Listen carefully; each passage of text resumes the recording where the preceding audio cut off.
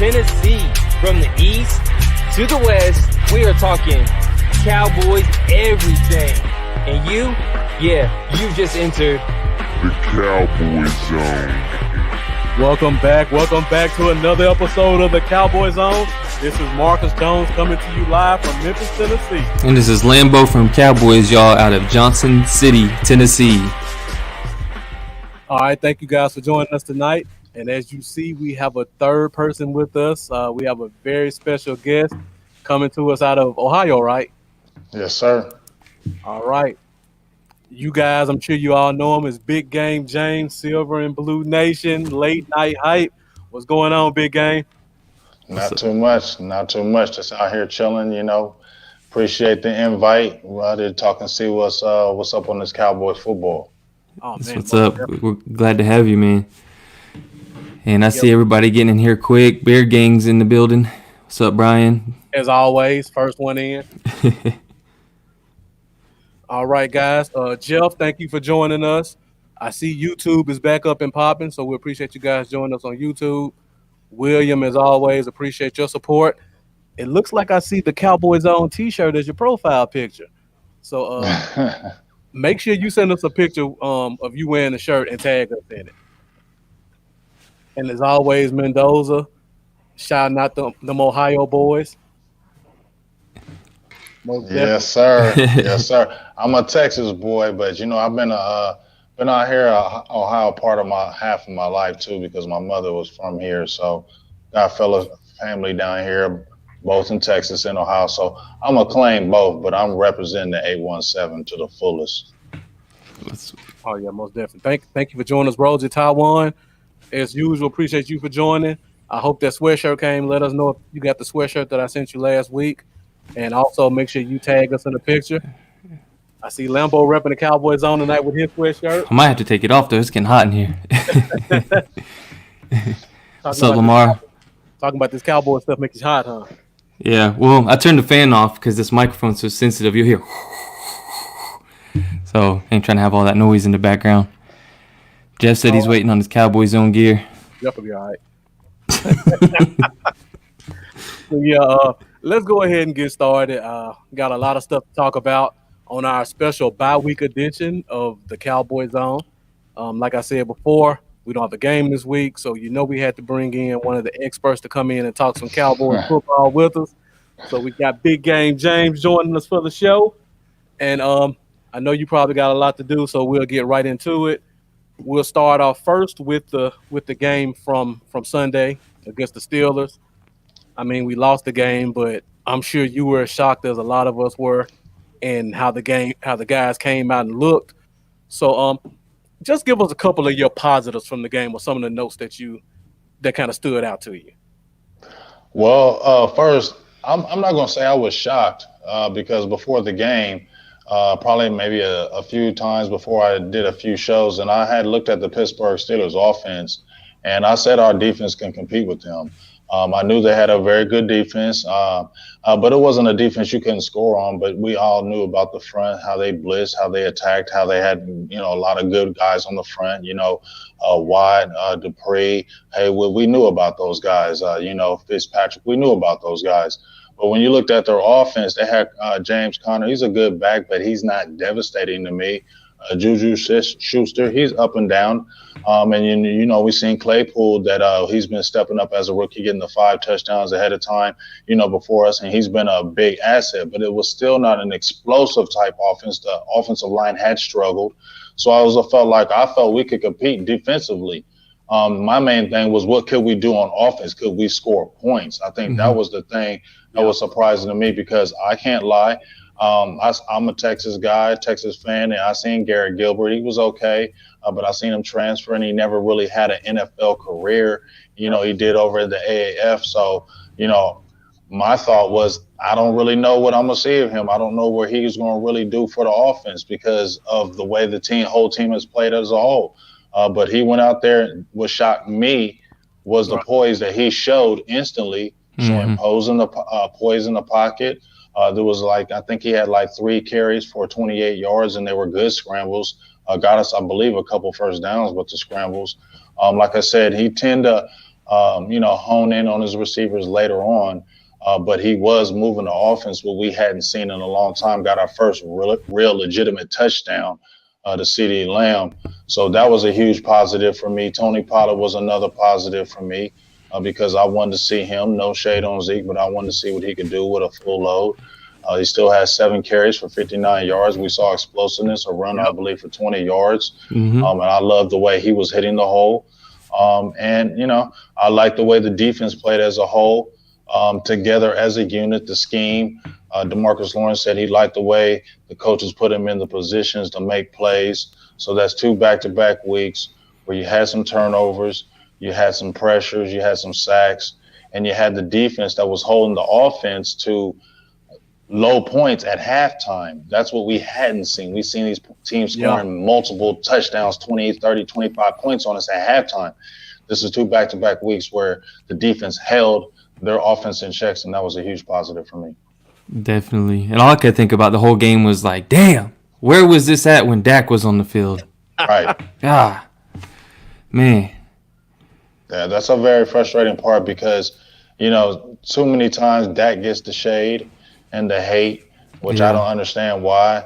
I'm at my cousin's house right now. He's a Colts fan. He's running his yip yap. How about Dak and Zeke? He's over here running his jap, and it's just the truth. And I'm just telling them. And it's no hate, but Dak is the engine, and it's just the truth. And it's no hate. But Dak is the guy we've seen. Yeah. Every year, it just keeps improving. He comes out there and plays phenomenal and still highly ranked after missing like 4 or 5 games. Still highly ranked. Yeah. And it's just it's frustrating to see. Damn, you had that defense playing like this. If Dak had that dog, we win. Exactly. And at least Jerry said the right thing not long ago when they was talking about if we have a top 3 pick, could we see a quarterback or whatever it was? And Jerry said, no, Dak's the quarterback. So I was glad. I'll see about that. I don't trust the Joneses. We'll see. They say a lot of things to me. It is what it is. You should already did that, but y'all said y'all was going to sign him before. So, yes, I want him back, but I'm going to be cautiously optimistic about that, and we'll see. Yeah, I completely agree, man. But like you said, it was a big surprise seeing how Gilbert played. I was honestly expecting us to lose by double-digit scores and quite a beating, to be completely honest. I know there was a few that had it close, but I thought it wasn't going to be close at all. So I'm kind of upset about what's coming out with Andy Dalton, though, with them going right back to him as the starter. What do you think about that? Well, I think the reason why they're doing that, well, at least Stephen Jones, in my opinion, is because they're going to play to the fans, in my opinion. They're still going to play to the fans and say, we're in this mathematically. We're still in this. We're still fighting. We can still win a division. We can still come out of this. Mm-hmm. So they're going to say we brought Andy Dalton in for a reason, and it was to help this team if Dak went out. And, it's just the way they're going to spin it. And until I feel like we're mathematically out of it, that's when you might see a Garrett Gilbert back in the lineup. Until that time, I think that's where they're going to go because they feel like they brought him in for that reason. And my personal opinion, Andy Dalton's not going to be here next year. Yeah. This is a player, Garrett Gilbert, you can at least see it could be a backup for you if he continues to get good work behind a Dak Prescott if you go that route like you should. Right. Now Garrett Gilbert, who is not like he's 22, he's an older kid. Yeah, he's 29. Yeah, 29. Yeah, so he's been around the block as far as years. So that's somebody you can look at that if he can play like this, that can win games for you. You can feel confident he can win a couple games for you if something like this were to happen down the line because Andy Dalton's not going to be here. And really, is Andy Dalton taking us anywhere? I mean, I don't know. Right. No. I totally doubt that. Yeah. He's never did it before with good teams at Cincinnati. Now you're going to come with okay team at Dallas. Now you're going to all of a sudden win games? All right. Yeah. Let's take it back to the defense because I know you like my guy. Everybody else calls him the Canadian Bulldozer, but you call him the Gala Monster. That's the Gala Monster, dog. Right. Neville Gallimore. He had a hell of a game. Like, he lived in the backfield. He was blowing up plays on 3rd and 1. He got a couple of good hits on Ben. A couple of weeks ago, the coaches came out and said he wasn't ready. Why do you think they would not give him a chance earlier? Because he looked great. I don't buy into that. A D tackle's not ready hype. Well, I mean, I think the only reason why they said that because he had slow recognition. I mean, you've seen him play early in the season. He was slowly. I mean, honestly, big dog. If you really look at him to where he started at the beginning of the season, it looks like he's recognizing plays quicker. He's hitting people at the point of attack quicker. Because I saw it in the 2 plays where he stuffed those guys in Pittsburgh. I wasn't seeing that early in the year.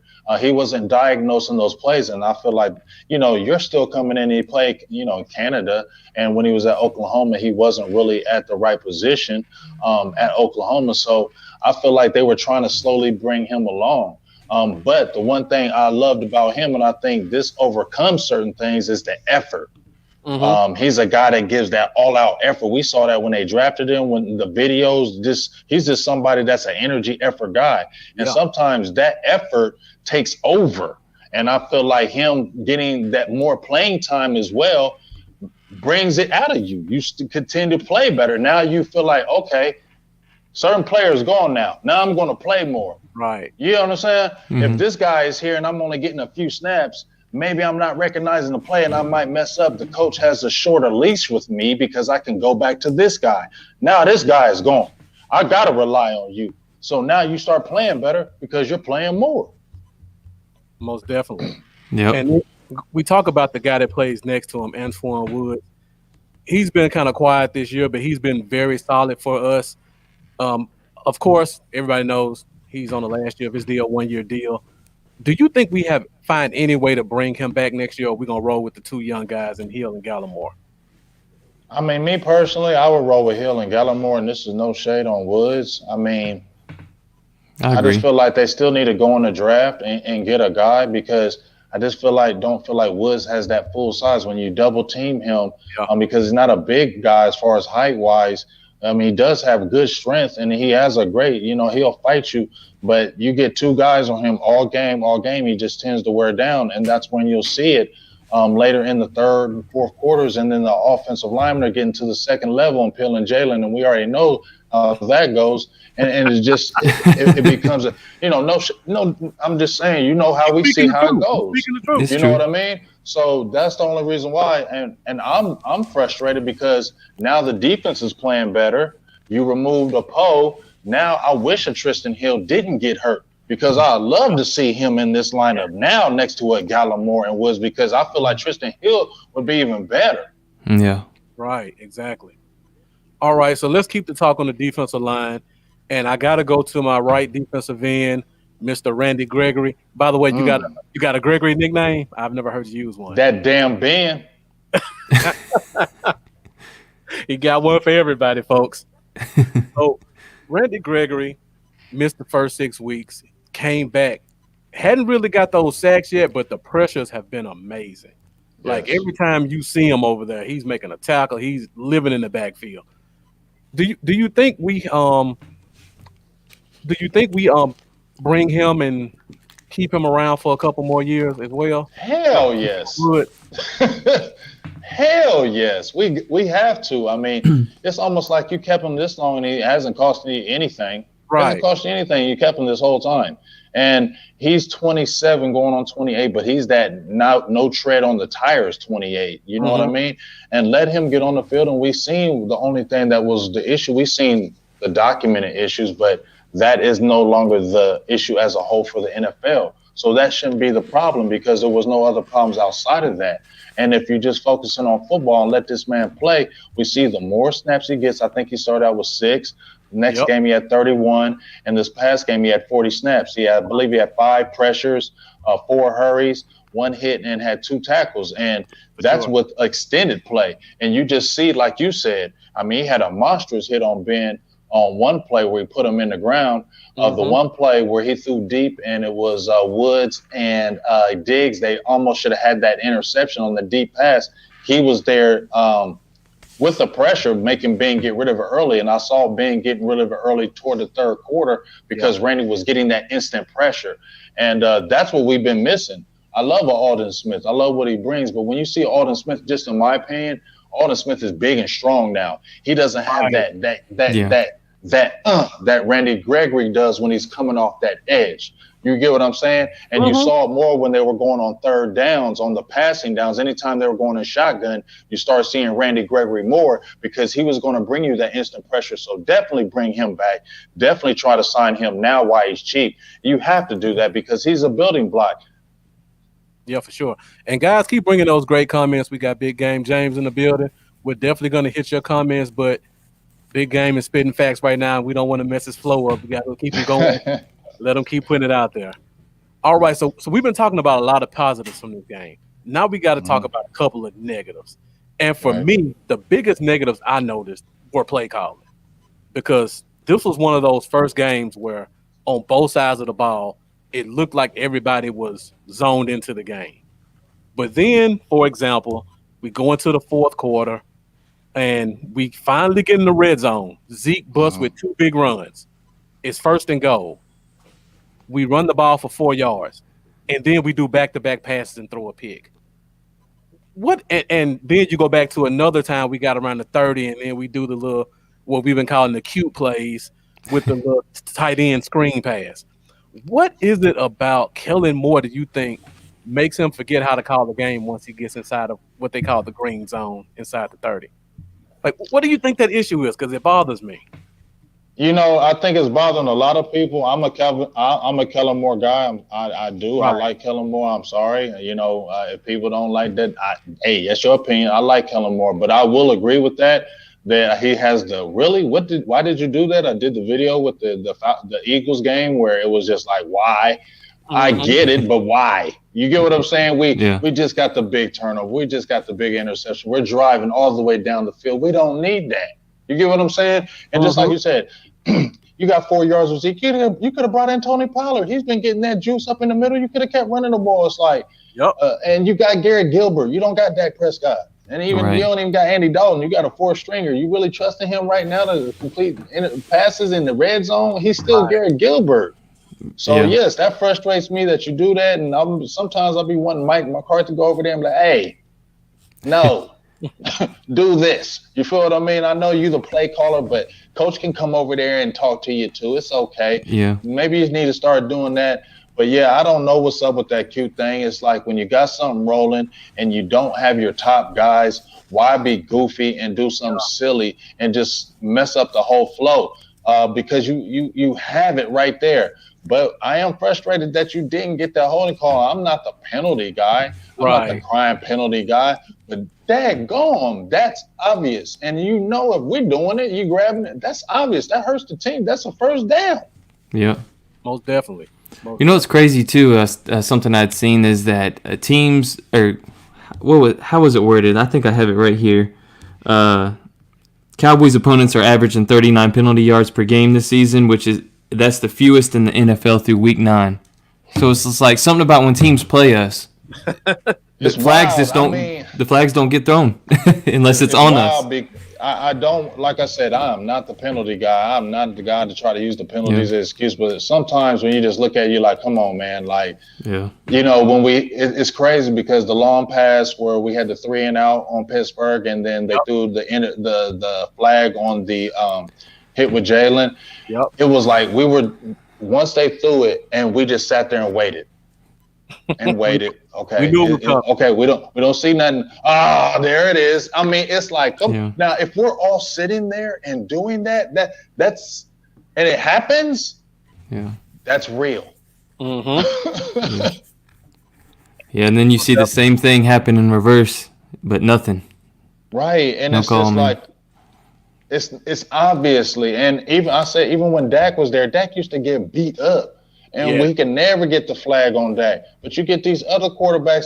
I mean, honestly, you threw a personal foul on Randy Gregory for hitting Big Ben where his hips were and tackled him, and you gave him a personal foul? Man, y'all tripping. That was ridiculous. That was crazy to me. He hit. I mean, there was nowhere where he hit him in his knees. That was a regular tackle, and they called a personal foul. Yeah, that had me a little amped. I'm not gonna lie. Choir today, you preaching to the choir. Yeah, man. Now let's take it to the defensive side in terms of play calling. Now, again, the players were in the game this game, and we were putting pressure on Big Ben. And at the end of halftime, he was noticeably limping, almost pretty much on both legs. Why didn't we bring the pressure on him in that situation? Because we weren't going to stop those receivers. Why didn't we just try to knock him out the game? Hey, you spitting fire to me on these last two. That's a why. I'm all about pressure. I'm pressure. I'm probably the anti guy you want. I'm probably like, hey man, stop because you getting us in trouble. You blitzing every damn down. I'm that dude. Okay, so you asking the wrong person, big dog. I'm the guy that wants to keep and I'm totally feeling. You saw. We were doing a broadcast from Mason. What is it, Mason Rudolph? Is that his name? Yeah, Mason Rudolph. Okay, he comes in the game. He's hot trash. He's not a good quarterback. You saw how the offense looked exactly, and I was like, okay, now we definitely got a chance because we definitely can beat them with Mason Rudolph in there because he's not good at quarterback. I seen him limping early, just like you said. He's limping. You know he don't want to come out of this game. Attack him, blitz him, come after him, just like you said.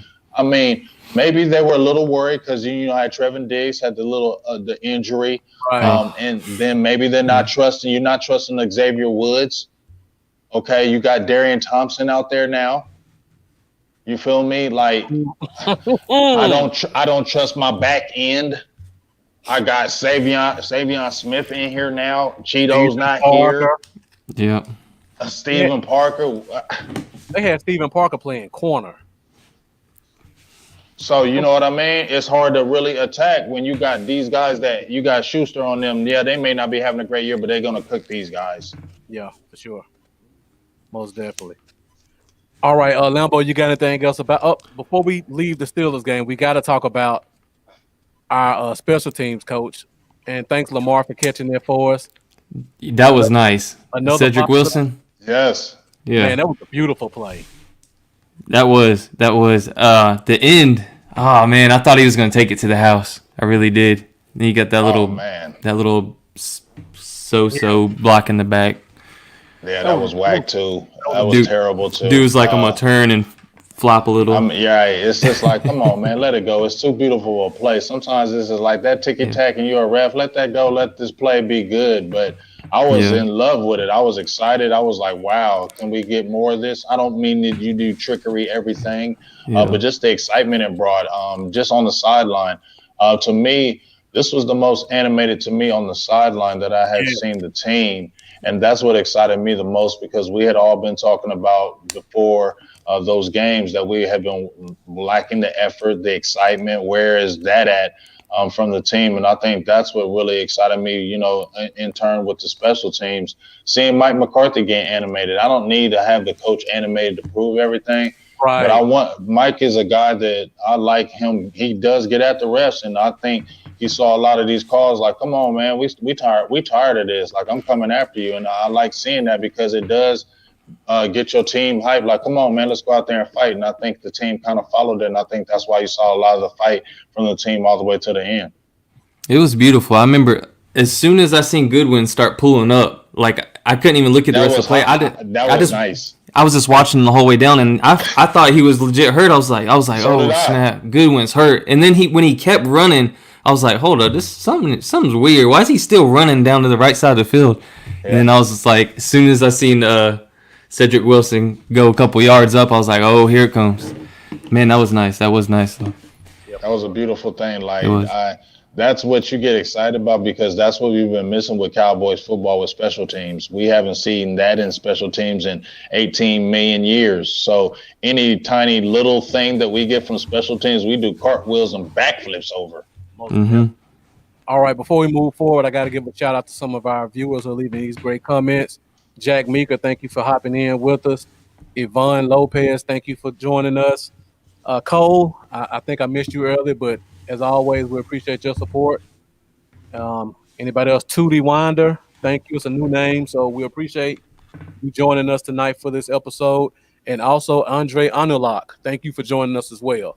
So before we leave the Steelers game and move forward, I hadn't noticed this, but has Rico Dowdle been playing kick return in games in the past, or was this just a one-time thing? Because he looked really good. I'm gonna be honest with you. I have not seen him in That's there. first. But that dude, please figure a way out to get him on there again. That speed I saw, I was like, man, damn, whoa, Right.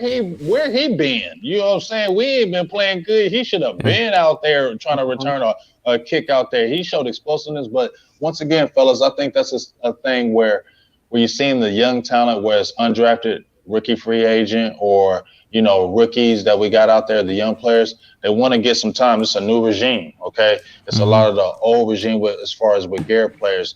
Now you got McCarthy. He has this draft for 2020. These guys want to play, and it's good because when you see these young guys, they have that. I want to get on the field. I want to make plays, and you that's what you want to see, especially with our record.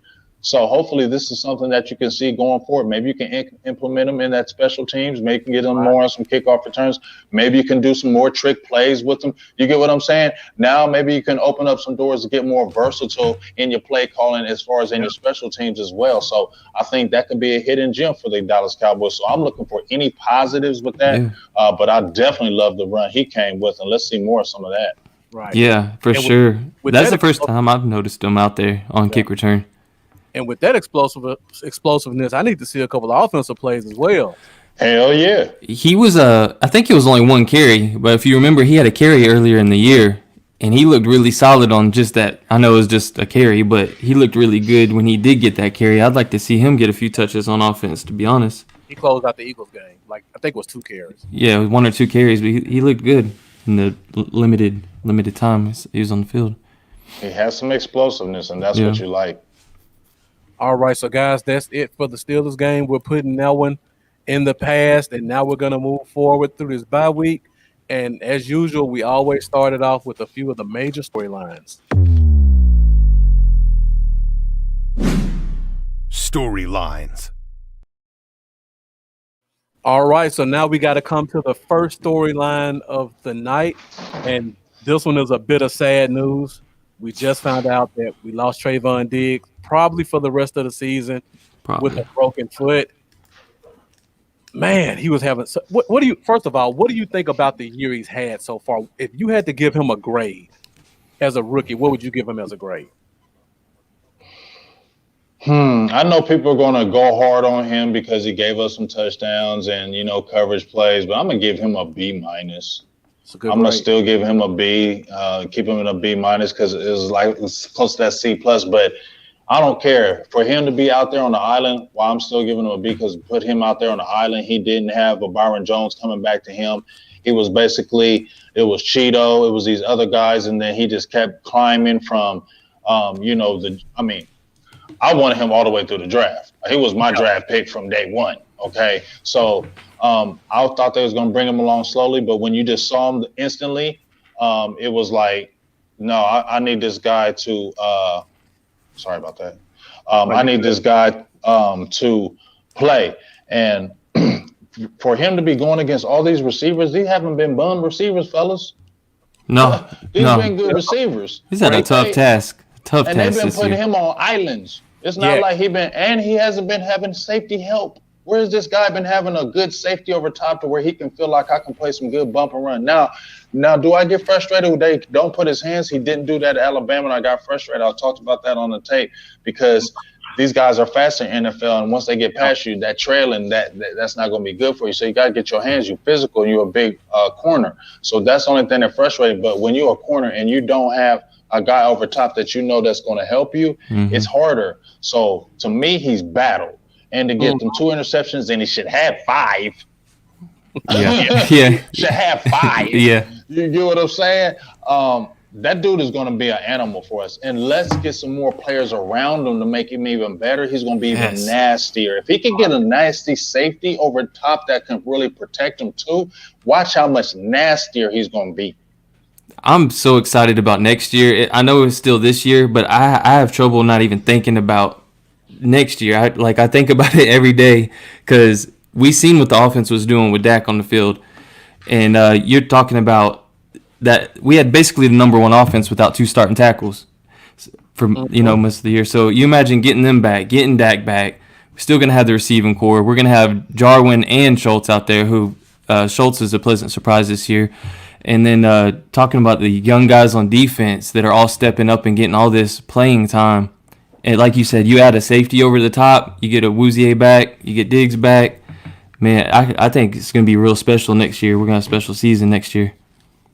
I mean, let's hope. I mean, guys got to be healthy. Yeah, my guy, Big Boss Cowboy, shout out to you, Boss Cowboys. He brought something up really huge. I think he was there, Bluff City, when you was telling me, when he was talking about the strength and conditioning coach, the first year strength and conditioning coach. That's something I'm looking at now. I don't care. I'm looking at it now. I haven't seen this many kind of injuries in a very long time in Dallas. And I already knew there was going to be injuries with COVID. We had all talked about that before that. We knew this was going to be an injury-riddled season during COVID. We knew that. But this is crazy with Dallas. So, yeah, I'm going to definitely keep my eye on this because I haven't seen that. So if that continues going into the next year and it's under this guy, that needs to be looked at and needs to be changed. Yeah. Now, sure. This is the messed up part about the strength and conditioning coach. I don't think Boss brought this up, but I don't think we brought a new strength and conditioning coach in. This was a guy who was you sure? Because I think is he? If it's a if you know what he looks like, is he a tall black guy with a bald head? Yeah. He was under the last strength and conditioning coach. So he's not he? a brand new guy. He got promoted. He got promoted, exactly. Okay. Well, maybe he shouldn't have got promoted. Right.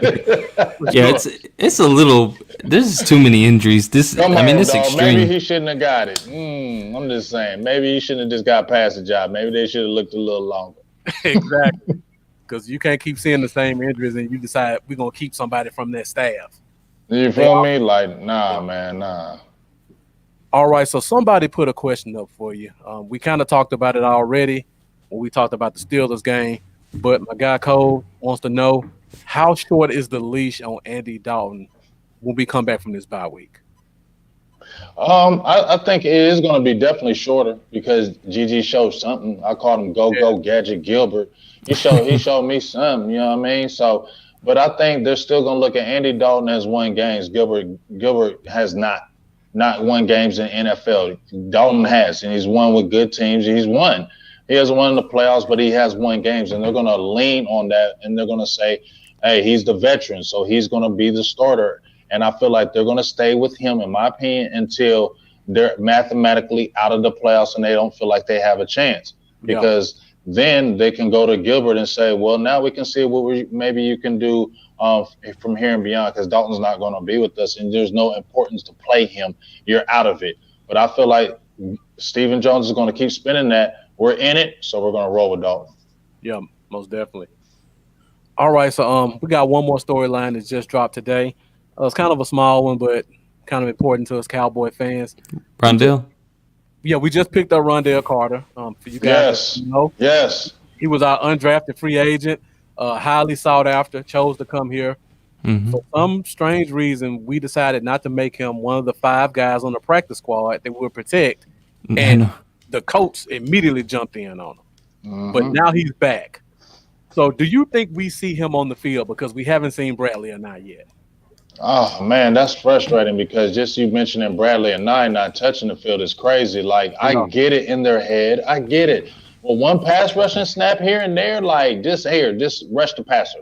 Well, you can't do that. Come on. Yes, you can. Yes, you can. Yes, you can.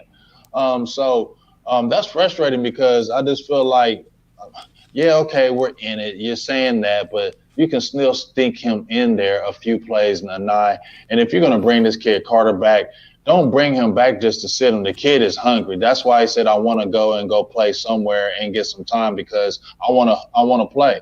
Let's see what you got in him. I mean, you're not going to kill yourself throwing him a bone here and there, and then you throw him a bone and he show you something. Hey, you never know. You got a bunch of young guys. I love seeing if the team is not good, fellas, I want to see some young, exciting guys on here for guys who are building for the future. Okay, let's see these young guys that are out there playing with their mind out of their head, playing crazy, wild, throwing themselves everywhere. I want to see it. These guys might be really hungry. We need some hunger on this team. Too many times Dallas Cowboys are lackadaisical. I want to see some hunger. So if these young kids are coming in there hungry and fighting for positions, let them play. Yeah, we need the passion out there, man. We need that Des mentality on the defense side. Now, during warm-ups in the game, and William, thank you for bringing this up about this. Tyler B got hurt, and we haven't heard anything else about how long we think that injury will last. It's a hamstring injury, so it could go 2 weeks. Joe Looney was his first week back. He got his starting spot back. If he comes back after the bye, who do you think starts at center? You got to play Biadish. That's your guy for the future. Put him back there. Don't take his confidence away because he got hurt. Let him get back in there and take his starting position back. Joe Looney is a career backup. You know what I'm saying? Right. What are you using? Yeah. No hate on Joe. No hating on Joe Looney. But why? Are you going to keep Joe Looney? Is he going to be your starting center in the future? So what you going to keep starting him for? You need to see what you got Biadish. Biadish need to get all the work he can going into your next season. That's frustrating me even with Connor McGovern. Like the 2 games that he got in there, that especially that Washington game, I keep harping on it.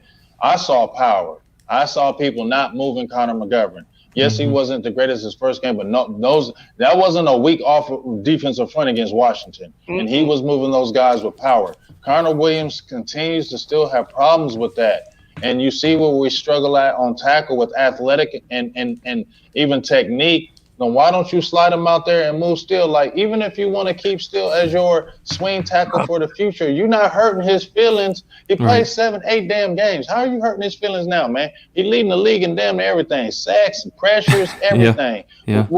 So if you hurting yourself by slating Connor Williams at tackle because that's where he played, he going to be any worse than Terrence Steele? Stop it, Joe Philman. Don't tell me he's going to be any worse than Terrence Steele. And you're going to tell me you're not going to see what you have in Connor McGovern, your 3rd round pick, at left guard. Exactly. He was your rookie last year. He didn't. So this is his rookie year. Yeah. See what you have because he wasn't terrible. Let him grow and see, damn, if you do bring a Tyron Smith, this could be a guy that you have a stout person and it maybe helps Tyron Smith too if he's okay from his injury. Why aren't you thinking like that?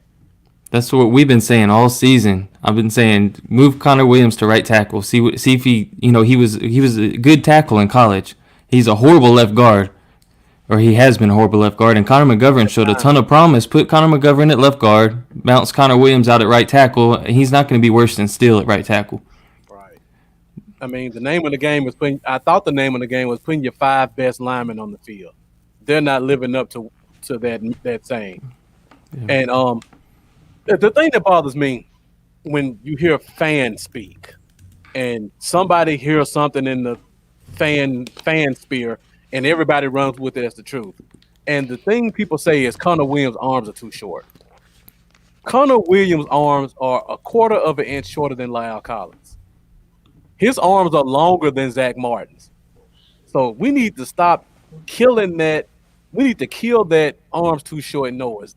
This is just one of those things that we see all the time with this team, that somebody's too stubborn to make a change that needs to be changed with Connor Williams. It's ridiculous.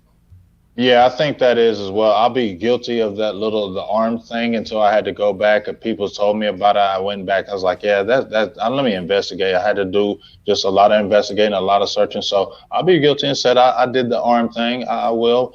But then, like I said, you see a Zach Martin go out there, kick right out there at tackle, and his doesn't have the long arms. And guess what he did? He looked good. The offense actually moved the ball when he kicked there at right tackle, and it settled down for Dak Prescott. He could actually do his thing.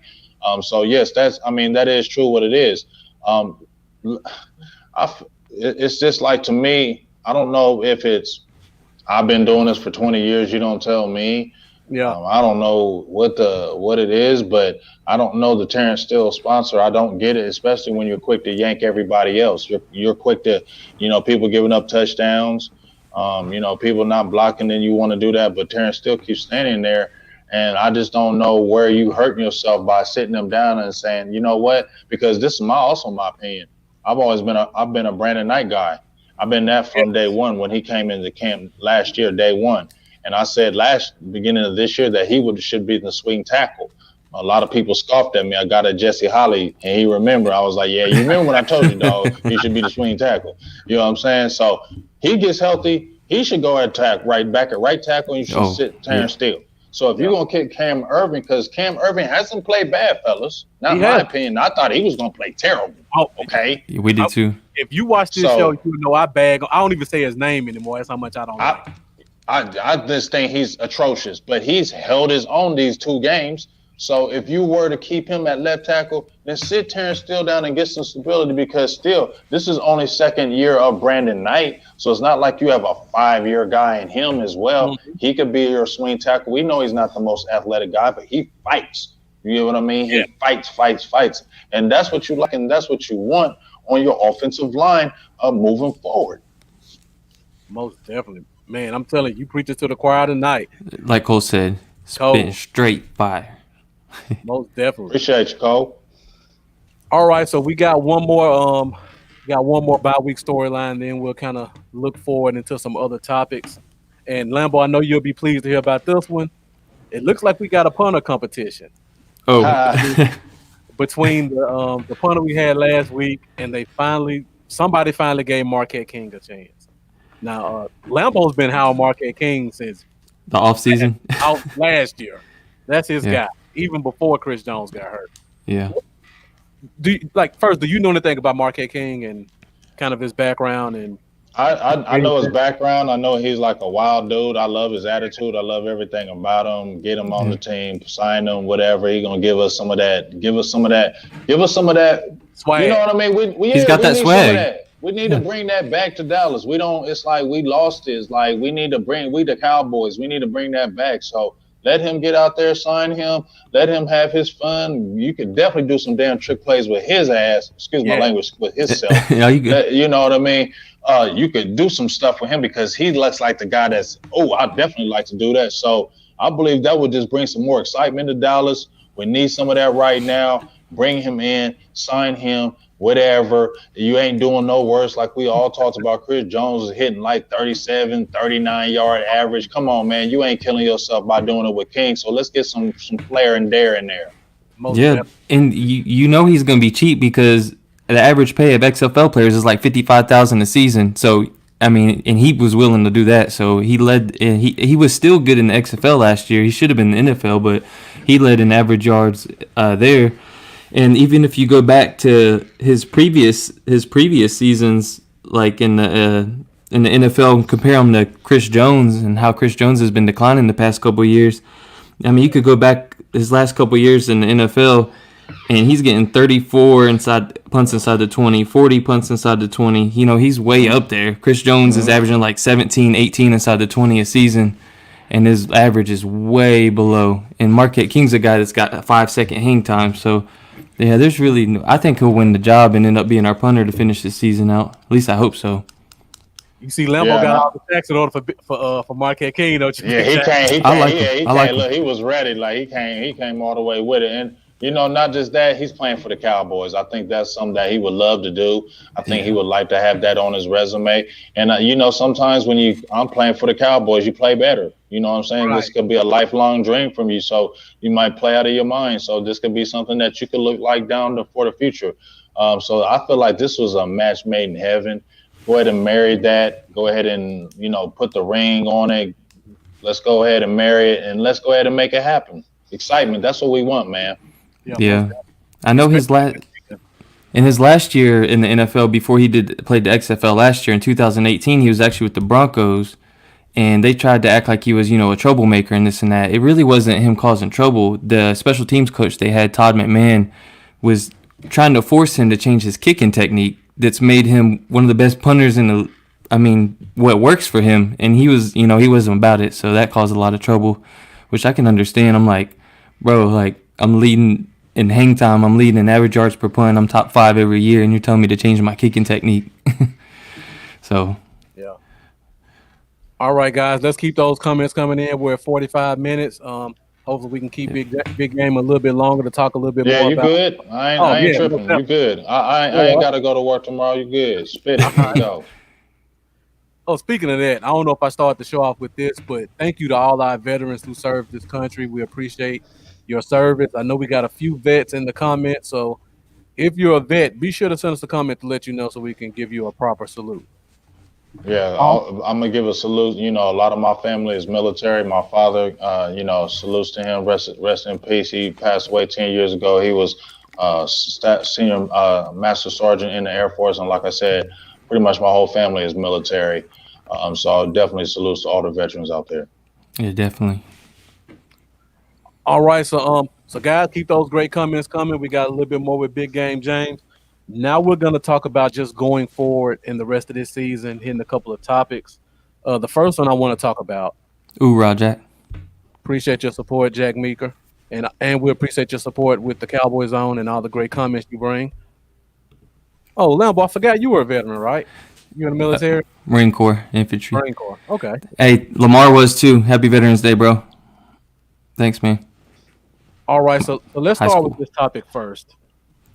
Like we just talked about, Zeke has we do something called game predictions and over under on the show where we'll like put a stat up and see if they go over or under. Every week we've done Zeke 100 yards, and so far we haven't over yet. I'm done. I'm not doing it no more this year. No more.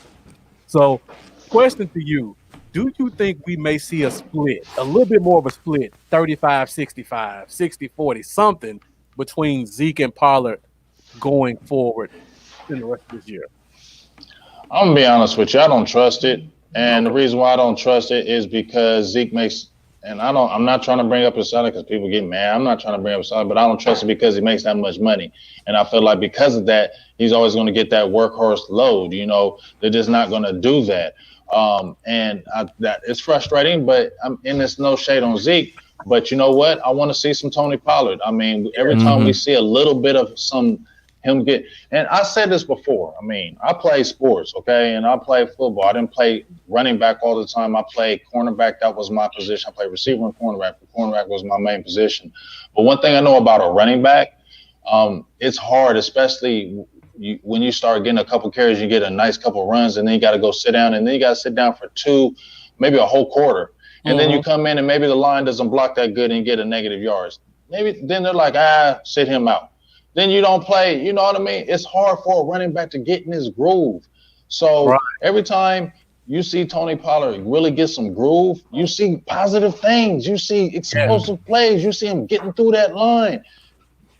I don't hate on Zeke, but he don't get through those same plays like that. Are they just not? Are they blocking for Tony and not blocking for Zeke? I mean, what's going on here? Because 18 carries, 53 yards. 9 carries, 57 yards. Right.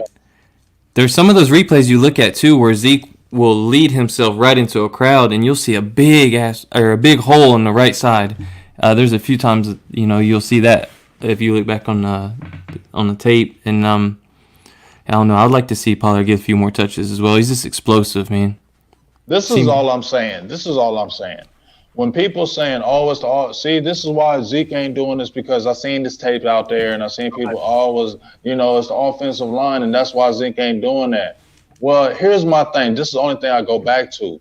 Then that's why they say you don't pay running backs all that money, because if that's the case, and if it's a lot of the offensive line, then you don't pay a running back high amount of money. Because if your offensive line fails, then he ain't doing. But if you ain't paying him a lot of money, you ain't tripping because you can funnel backs, right? But if you paying a running back high dollar money, he must get them carries. Just like McCaffrey. No hate, but look, he's already hurt again. Shoulder. Just got paid $16 million. Now he's getting paid $16 million. You think he's not going to get the ball now? He's really going to get the ball. So that. More now, and I give Zeke, he ain't been injured, so that's where you shade the two. But he's getting that money where he's going to get the ball all the time. You know what I mean? And if that offensive line is not producing for you, and now you're not getting these yards, where they're saying, well, why did you pay him all that money then? Because isn't the running back supposed to overcome this offensive line as well? As that's why you for pay that him, much money? He's a great back. I'm not a pay the running back guy, and I love Zeke. I'm a big fan of Zeke, but I'm not like in today's NFL. I'm just not a fan of paying top 5 money on running backs. And see, here's my thing. I'm not jumping on the party train of, oh yeah, let's get rid of Zeke. I wrote an article 2 years ago about this. I got the article and I said, is this the last we send up Ezekiel Elliott? I got killed, and I keep saying I got killed for that article because people say I was out of my mind, I was crazy, and I said Ezekiel, and I gave his numbers. For his numbers, yeah, you should get paid for your numbers. But it has been proven that you can win without backs paying him that kind of money. So is he going to get this money? And that's what I threw it out there. Will Dallas pay him that money because they didn't do it with DeMarco Murray? I know he was older, but they looked at a little bit of that age and they said, no, we ain't paying that. Why? You know why you weren't going to do it. So that's why I said it could be the end for Ezekiel Elliott. Dallas caved within 2 years because Ezekiel Elliott was smart business-wise because he knew if I go another year, they're going to lowball me because it's another year of mileage on me. Right. Now they're going to lowball me. Now I'm another year older. DeMarco Murray was 26 when he came up for that contract, and they weren't paying him that high dollar. If you seen Ezekiel Elliott get another couple years and they weren't offering that money, they weren't going to pay him. And he knew that. That's why he held out that way he did. Yeah. He did the right thing for his part, for sure. Yeah, I was just about to Dallas, I don't know. Yeah, I was just about to bring that DeMarco Murray thing up, so thanks for pointing it out. Guys, we got Big Gang James here spitting fire about the Dallas Cowboys. So if you haven't done so already, make sure you like this video and also make sure you share it. Share it to your personal page and share it to your favorite page so that everybody else can get this knowledge that we're hearing right now. All right, so we're gonna move forward a little bit, just talking about some players for the rest of the season. And now we know we just lost Diggs. And Awuzie, we still don't know when he's coming back, even though he came off injury reserve last week, but he hasn't been activated. So now we got some glaring holes at corner. And I want to ask you about these two guys in particular. Number one, we got this 6'4", 4'3" corner on the practice squad by the name of Chris Westry that I don't even think we've activated since he's been on the team. Do you think we finally get to see him? And why do you think they don't bring him up instead of bringing up a guy like a Savion Smith? I don't get that one. I think, I've been a guy that I made a video about him last year. I wanted to see what he could do. I saw him at training camp last year. He was all legs. The first thing I thought was like, dang, this dude is just straight legs. Like he is just tall and lanky. Right. And, he's pretty much 6'5", okay? Right. And it's really hard to see 6'5" corners because he wasn't like the guy that, even when I watched his tape, he wasn't the open hot hips guy. He wasn't a guy that was super hipsy guy.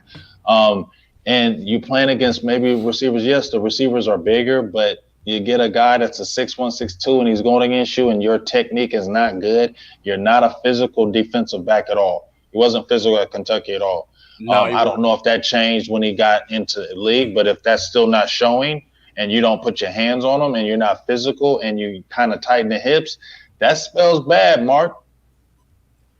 You know what I'm saying? That spells bad. Blood City, like that. Why would you really put him on the field? Here's what I say to that. The team has been running a lot of cover 3 lately. Right. In cover 3, you just trail, get your zone, and make sure you cover that zone. As a 6'4" guy who runs that fast, I would think he could at least get back because we saw Darryl Worley, which I love Darryl Worley. I feel like he's not a cover 3 guy. He's a get up to the line, put his hands on you, play leverage type guy, and we didn't let him do that. But if you're gonna play the defense that we're playing, I feel like Westry can't be any worse than what we've seen. That's kind of my. I can hear you on that, but they must have just be because you see they nervous with the Reggie Robinson. Like that was my next. Y'all put him at safety, right? And maybe he's not working out at safety, but that's okay because we need cornerback help, especially now with Diggs being gone. Mm-hmm. So Dalvin Wilson's holding it down now, right? And you can't. You know what it is, honestly, fellas? I feel like Stephen Jones is going to feel like we're still in it, and so they're pressing these other guys to play.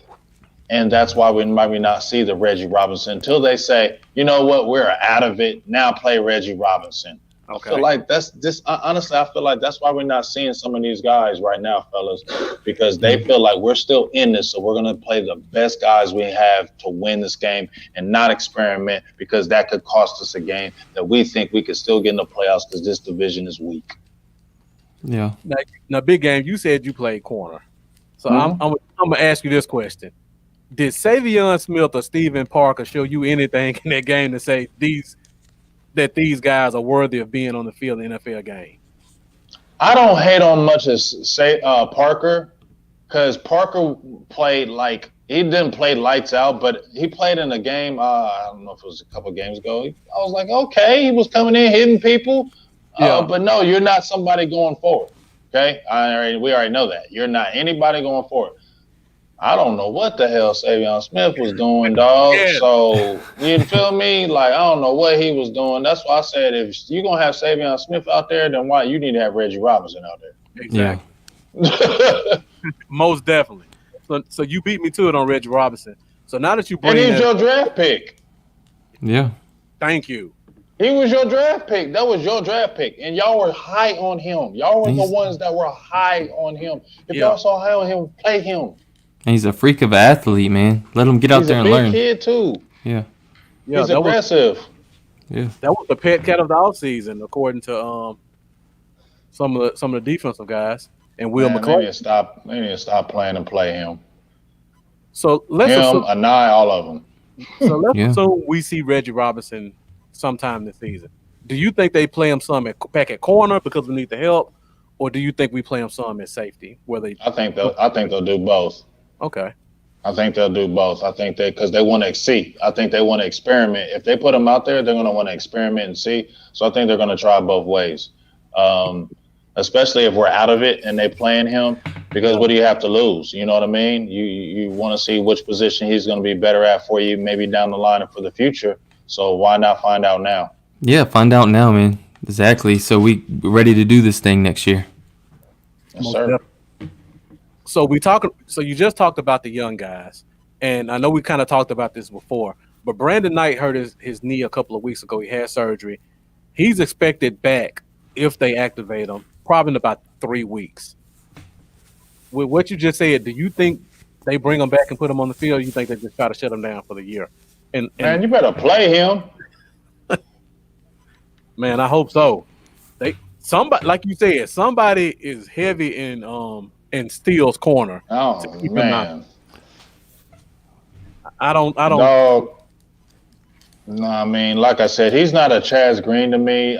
He's not that terrible. He has upside to me because of his size and his athletic ability, but he needs to get stronger. He needs to get in the weight room. He wasn't that good. He wasn't great at Texas Tech in that. And we go back in that Senior Bowl game, he was going against Bradley and Nine. Bradley and Nine was cooking him. Okay? He needs to work on his footwork and everything. So he already had issues. So when they picked him up, I was like, what? I couldn't even believe it. And then when they said he was starting week 1, I said, oh, they tripping. That's when I was like, yeah, they tripping. And so then it's like, okay, so you start in week 1. Where has he shown? Where has he got better? No, he's led the league in everything bad. Bad, right. And even if you go back to the offseason, we didn't see anything in terms of footage from preseason, but all we heard was Steele was a turnstile. He was a turnstile in practice. And this is the guy they tried it out week 1. It made no sense. And been starting every week. Every week. And been putting him by himself. Except for that one game where they pulled him out and threw Zach Martin in there. That was their time right there. I feel like they should have just pulled him permanently, to me. It's okay. Like, why are we worried about hurting his feelings? Exactly. And I want to go back to that one, but I was having this conversation on the show, and I was asking, as long as I've watched football, I've never seen a starter come out of a game and nobody give an explanation. I don't know if you caught that or not. Like, normally when a starter goes out there, say he's on the sideline, he sprung something, nothing came out about Steele until that Tuesday, and then all of a sudden he had a stomach virus. But day before the game, day of the game, during the game, nothing. That lets me know he was just playing horrible and they pulled him out. but then they go right back to them. It's Right. ridiculous. Yeah, like I said, man, I'm done. You know, Yeah. you know what I'm saying? It's just to the Yeah. point where it's just what I just hope that Brandon Knight gets healthy and hope he can get back in there because I've seen enough of Steele. And if you already got it's already half the year and he's already given up 7 sacks and 32 pressures. What do you think that's going to be? You just keep on having hope and he's going to just continue to get better? Okay, well, whatever, man. All right, so we're at 1 hour. We'll probably try to go another 20, 30 minutes or so if Big Game will allow us. So before we kind of talk about next year, because I want to take advantage of having you as long as I can to get as much of this knowledge that you have. So before we kind of talk about some of the next year stuff for this year, how many games do you think we'll win for the rest of the year coming out of the bye week? Honestly, I think we can get a couple more. It just Okay. really depends on his defense. I think we can get to about 4-12. I think that would. Okay. You can maybe slide 5 because you're playing the Giants again and Washington again and Philly again. So them teams ain't good to me. And we showed a little bit of promise. We already showed we could beat the Eagles, and we should have beat them. And you think, well, damn, we should have played. And I was the one like, don't play Gilbert because he ain't gonna do no better. And I should have smacked myself in the head and said you should have played him. You know what I mean? Over Danucci when he was playing like hot garbage. Oh, man. Screaming Danucci, and I'm like, come on. I knew he wasn't doing. He was anything, but I was like, hey, I needed something. But dang, we should have beat those guys. So.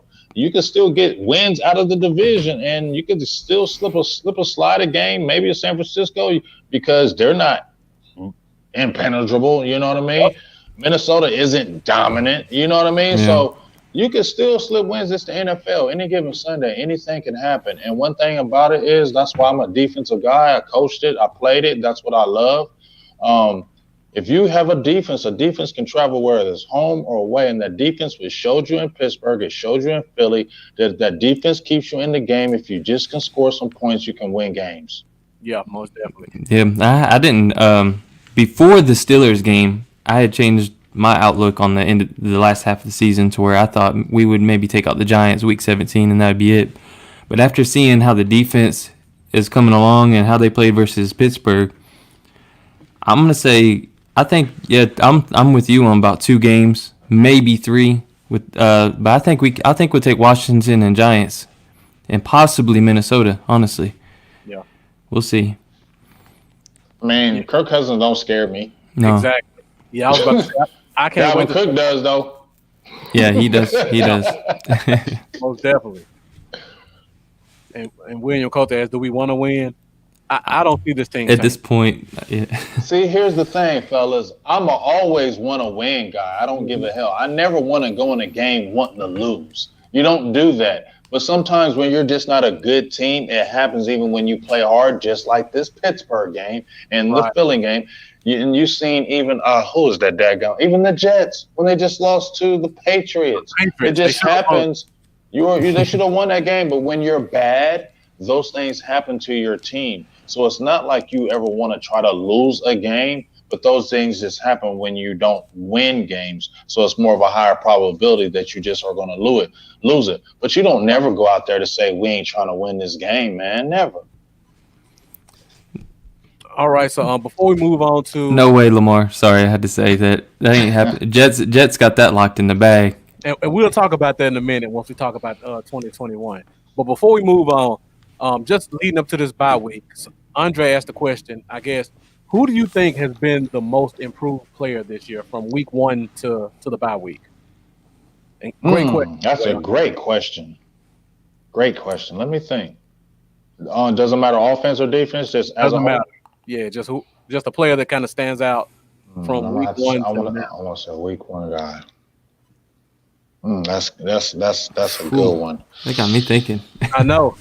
Like, when you got all 3 of us stumped, Andre, you know you put a hell of a question up there. That's because That's it's half the damn team only played half the season, so it's like it's got messing me up here. Now I'll jump in with one real quick.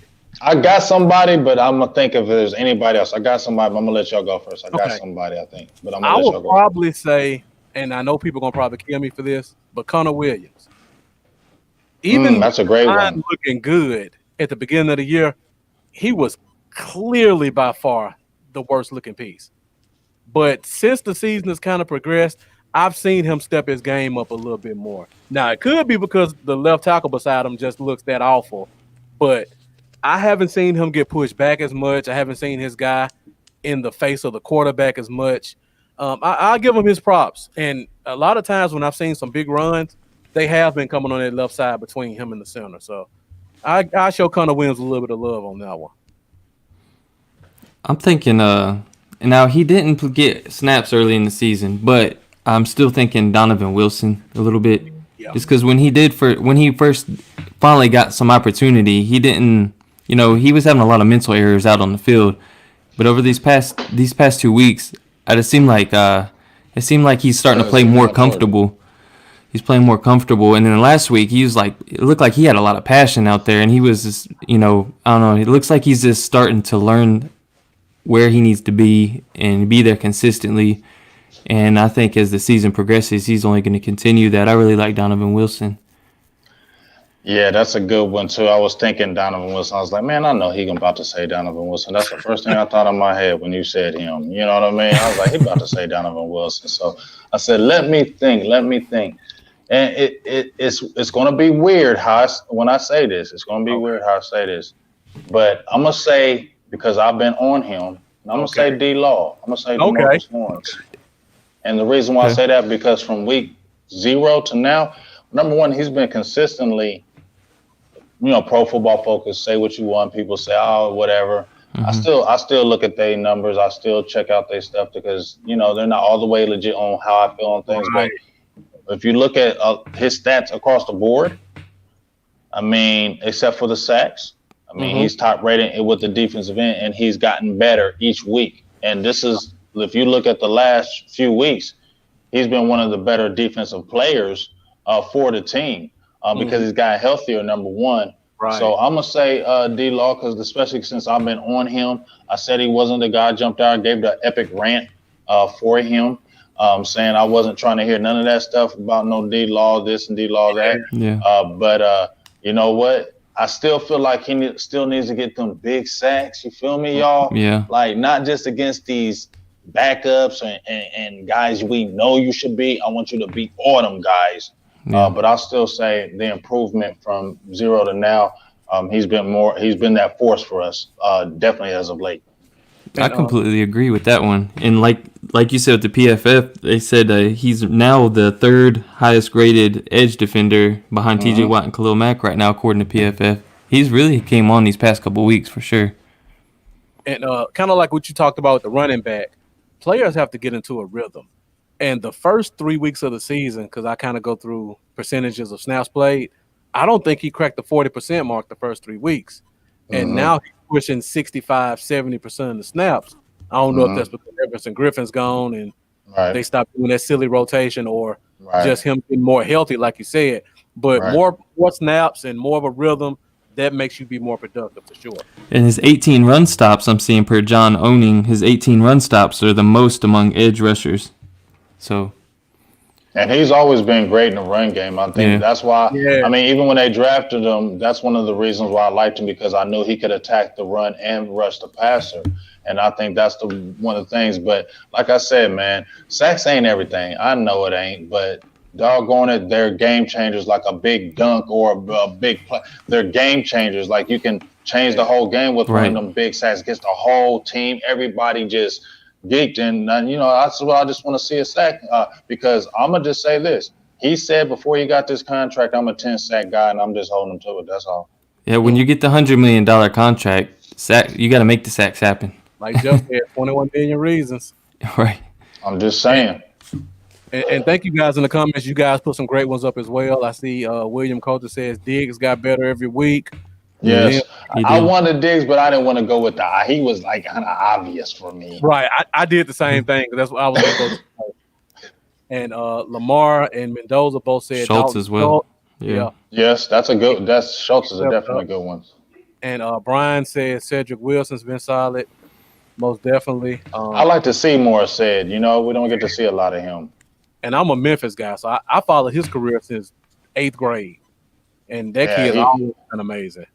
Yeah, I love his versatility. We had when we got to interview him, I just liked his personality. I just liked, he's just a cool dude, and you really got to be happy that you finally got to see him healthy this year and see what he could finally do. And now it's like, you know what? If you don't try to dangle him or anything like that, because that you never know what can happen. But if you were to look for the future with him, he's definitely a good secondary receiver going forward for you guys. Most definitely, yeah. And the only thing that's been holding him back is injuries, because the talent's always. Mm-hmm. Yeah. And he's versatile, and that's what you love. Yeah. Jack Meeker Sawo just came up because they thought Zeke may miss the game. He was a practice squad bring up. He's going right back to the practice squad, most definitely. Yeah. Mm-hmm. He won't be a lead.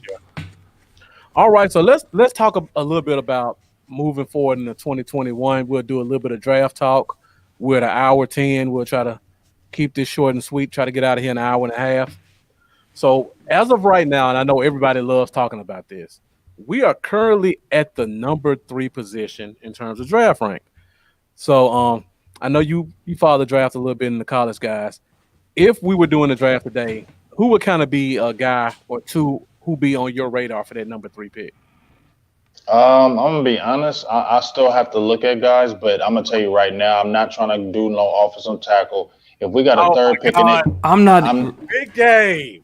What? Go you ahead. Mad at me? I don't care. No, go ahead, I don't give a hell. Let me tell you something. They got that third pick, and anybody is telling me they want a quarterback, then let's talk. Tell me how much you're gonna spend. Tell me how much you're gonna give me, and do all that, and then I'll look. But I'm trying to get. I'm like I said, fellas, holler at me in a few weeks when I get to really look at these guys. But I'm looking for a D tackle. I don't care. I need one. We need a game changing D tackle. I don't want just a guy in there. It's Okay? not one in the I want a draft. nasty. There's not one in the draft. Now I want somebody nasty. I need somebody nasty in there. But there are some nasty corners. There are some nice corners in there. So that definitely can happen. You compare somebody with Diggs and Cheeto, because I want to keep Cheeto. I want to keep Cheeto on a cheap deal because I feel like you can, because he's missed all these daggone games. So he's not going to cost a lot of money, in my opinion. Okay, I hear you with the offensive tackle because Tyron Smith is scary. You don't know what's happened with La'el Collins. Yeah. Yeah. I like this. Well, with the way Brandon Knight's been playing, I think he can hold his. You think? He's swing tackle. He ain't no starter. Yeah, not long term. Yeah. Who's the swing tackle? Brandon Knight. Brandon Knight can be a swing tackle, but he ain't no starter. Right. Yeah, I don't mean as a starter. I just mean like when Smith does miss some games. Yeah. Then I do we really know Smith? Because this is what I said about this, and I'm gonna ask you guys. Okay. I want to ask you guys this. This was with Tyron Smith and La'el Collins, but specifically with Tyron Smith. I've been on the Tyron Smith thing. Even last year, I said you should have probably looked at it, do a straight up with Jamal Adams if you could have did that, because you'd had a young safety for the future. Tyron Smith, I love him, but he's older. He's about to be 30, and he's always had back problems. He's guaranteed to miss 3 to 4 games every single year, no matter how good he was. And backs don't get better. You have a neck injury, you have neck surgery. Those don't just miraculously just get better, and you're 30. You're going to play 5 more years. I don't believe it. Yeah. So that's the reason why I would say you look at an offensive tackle, but I just want to get a gang of picks. And then if there's an offensive tackle and you got gang of picks with it, then I'm feeling good. But I just don't want to say keep that pick and then get an offensive tackle and then go from there. I don't want to do that. Yeah. Okay. And I know Marcus, you got to build this defense. Marcus wants Sewell, right? Is that how you pronounce it, Sewell, the tackle from Oregon? Sewell. Yeah. If I can't trade back, I'm not stay there and take the guy. If we can trade back, I'm all for it. But if we're gonna stay there, this kid is special to me. And if we're gonna stay there, okay, but I don't want to stay there because we I can really back. Wheel and deal right now. We need picks. We need to build as much as we can. We need to get surplus for real, and they need to make it happen because fellas, we ain't been doing great in these drafts lately. Yeah. If you really look at our drafts, besides 2016, what drafts can you say our draft's been like? Right, you're right. And Lamar, you bring up 3 good names. None of these guys are, to me, Yeah, top. change your defense type guys. Micah Parsons. And on top of that, all these guys play the same position as D-Law. I don't want no more of drafting a left defensive end and forcing them to play right defensive end like we did with Taco. If we get a D end, I want a pure pass rushing right D end. Don't give me pay, which I love, by the way, and we force them on the right side. I mean left side. I don't want that anymore. What do you think about Micah Parsons, linebacker out of Penn State, Marcus? Love them. Yeah. But Sewell's But you taking a linebacker that early? That's what I don't like. Yeah. talent, though. Yeah, he'll go around pick 5, pick 6, 7, something like that. Yeah, but I'm just going So Sewell. my thing, if you got a linebacker like that, then what are you doing with these other ones? Like, okay, Right. we're already saying Sean Lee ain't coming back, but what are you doing with these other guys if you're getting a guy like that? Mm-hmm. You get what I'm saying? What are you saying? Because all I heard was Jerry Jones talking about how much he loves some Jalen Smith, and that's his pick. You're right. Yeah. You're right. Yeah. I guess I'll go back to the 2018 year where we had a injury-prone Sean Lee and a Jalen Smith who was coming off injury, hadn't really reached his potential yet, and we still drafted a linebacker. So Okay. maybe history could repeat itself 3 years later. I don't know. We could be swapping the LVE out for Parsons in another year or so, but I don't know. I like LVE. I like He LVE. just be healthy every daggone game so we can just really evaluate you. The team can evaluate, because I feel like LVE has talent, man. You know, I like LVE. Something about him I like, but I just need to see him on the field every single week. For sure. Now, let me ask you this question, because I haven't asked you this yet. And once you hear what I'm about to say, you'll know what I'm leading into. Let's say we have to stay at 3. And, of course, Trevor Lawrence is number 1. Let's say whoever's number 2 takes the tackle. And we're sitting there with a guy like Justin Fields. Would you consider, if you couldn't trade, would you consider staying there and taking him as that pick?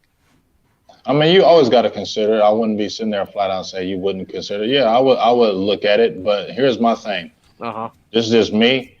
Dak is still young. He's 27 years old. Yeah. I'm sorry. I don't like going with an unproven. It's so hard to hit on quarterbacks. Y'all can jump out there, because let's look at all these new quarterbacks that just came out now. They ain't hit on. They're already talking about drafting new quarterbacks. You get what I'm saying? Y'all act like people act like these franchise quarterbacks grow on trees. They don't. They rare. That's why they call them franchise quarterbacks. Haskins, Jones. They're rare. You know what I mean? They just don't come out of everywhere. So you have to really hit on that. And even when you think you hit on it, you don't. So I'm not playing that game of starting over and having to, because if you do that and he flops, then what? Right. You stuck with him until then we're playing the stuck quarter. with him. We're doing that You quarterback carousel like we did after Aikman. That's what we're doing. That thing that you can't sign your quarterback and still can't build your team, yes, you daggone can. But guess what? You got to wheel and deal. You got to stick your nose in there. You can't be scared, Stephen Jones. You can't be cheap. I'm not saying spend all your daggone money, but stop being scared out there. You getting all gunnish. I know, oh, we ain't going to do that. We don't want to spend that. No. Let's go for him because it's safe. Stop being safe out there, because these other organizations ain't being safe, and they still making it happen. They still getting these players, and they still making it happen because they's like, we ain't waiting until next year. We're trying to win now, okay? And we'll make that happen. We'll figure it out. You ain't got to be in this cap hell. You want to be this salary cap champ every daggone year. And I'm getting fed up with it, because you can sign your guy, wheel and deal, you can make these moves. Right. Get out there and make them, and stop being scary. And let me say this to add on what you said. For all the people who live with this rhetoric that if you don't sign a quarterback, you can restructure your team. Take a look at some of these contracts. If you want to get a top defensive end, you're paying $22 million right now. If you want a top offensive tackle, you're paying $23 million right now. If you want a top corner, you're paying $21 million right now. So don't act like if we didn't sign Dak to save the $36 million, that we're just going to go out there and get a whole new defense. You'll be lucky to get one great player. Yeah. Great player now, because you have to pay a good player, a barely above average player, $21 million, if that's what the market dictates. So don't think we're gonna go out here and just restructure and become the 85 Bears if we let that go. We're gonna still be pulling from the same pool that everybody else is pulling from. Yeah. That's And what I'm sorry. to me. I don't care. Dak, it ain't even about Dak deserves his money anywhere he goes. But Right. I mean, this dude, you can see that if you just get this team running, we've already seen it before, haven't we, fellas? If you had the team before him and we was winning games, so put some team around him. He's already showing he's elite. Get some a little bit around him.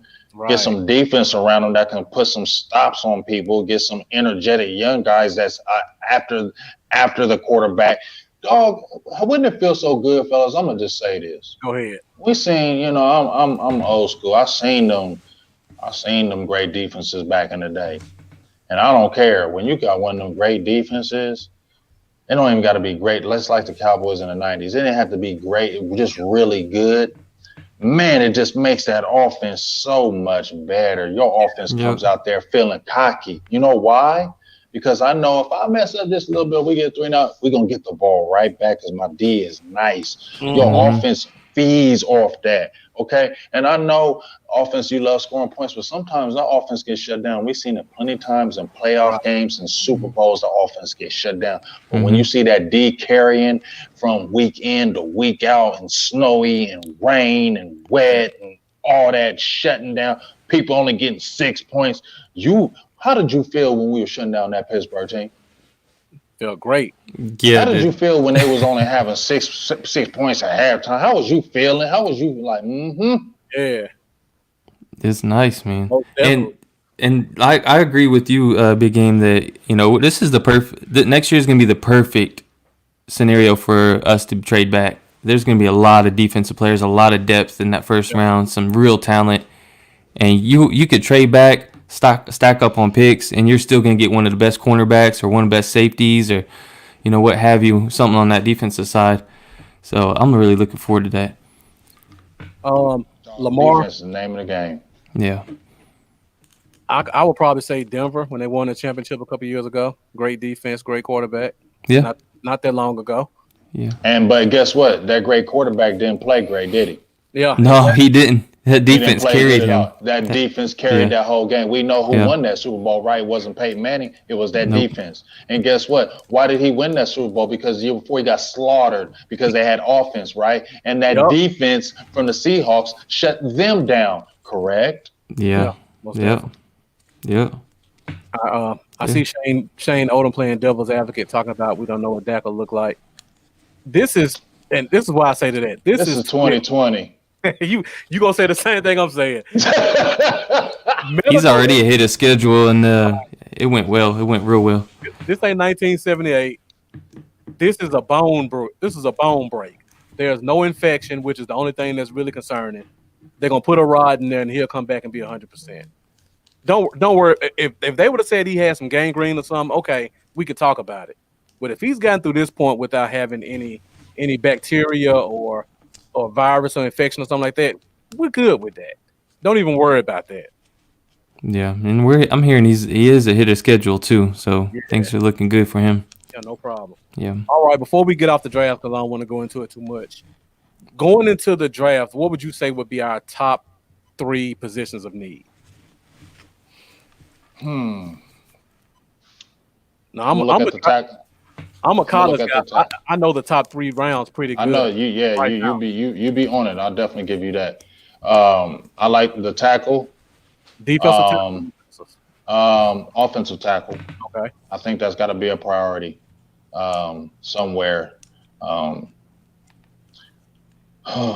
Defensive tackle. I think we really just need to find an animal. I know you said there's not one in this draft. I hope pray you're wrong. There's not one to pray. Okay, well, I hope we find an animal later because we need an animal in there, dog. We need a no-nonsense guy that really gets us there. And obviously, we need a safety. We need to find a safety that's just. I mean, like when we saw Micah Fitzpatrick, we need a guy that when he gets out there, it's the quarterback of the defense. Like he's taking control and commanding it. We saw what a game-changing safety can do to a whole team. Yeah. And it makes everybody better. It calms everybody down because they feel comfortable because we know somebody got back there, got our back. Right. We can attack you all kind of Mm-hmm. ways because we not scared for you to throw it deep. We got somebody on the back end. Tell me why they didn't love Ed Reed. Because you Mm-hmm. can try to throw Yep. you deep. We're gonna blitz you and come after you because we got somebody that can get the ball. And not can he just get the ball, he can take it back against you. We need something like that, dog, Yeah. because it'll make the Trevin Diggs better. It'll Let 'em make jump the those Tito's routes. better. You know what I Yeah. mean? It'll make the linebackers better.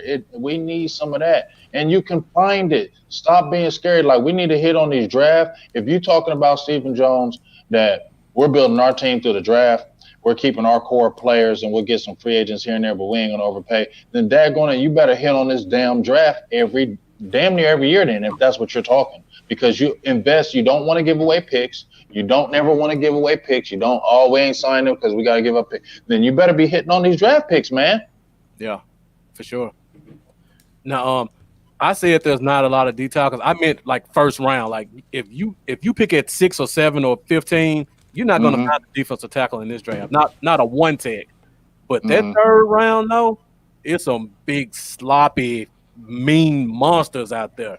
It's about 4 or 5 guys we can get easily in the third. We don't have a nasty guy. You feel me? Yeah. Like, I like Gallamore's nasty attitude. I like his attitude. And I like how Tristan was coming along with the nasty. But we need a whole nasty attitude around the whole line. But we need a nasty.